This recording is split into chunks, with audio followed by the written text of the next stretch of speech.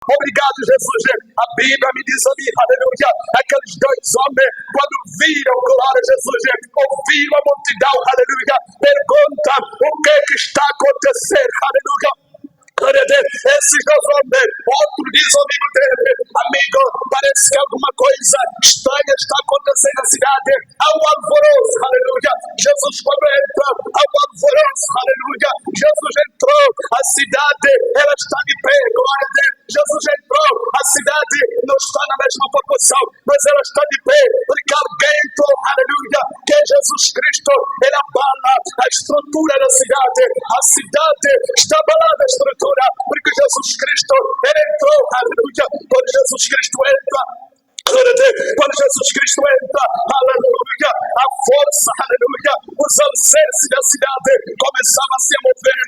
Jesus Cristo, quando ele entra pelo Jericó, lembre-se de Jericó, onde os muros de Jericó também se abalaram, porque há um povo que estava entrando, há um povo que queria passar, há um povo de Deus, a barreira, aleluia, sobre mesmo, aleluia, sobre a direção de Josué, há um povo de Deus, aleluia, que está passando ali.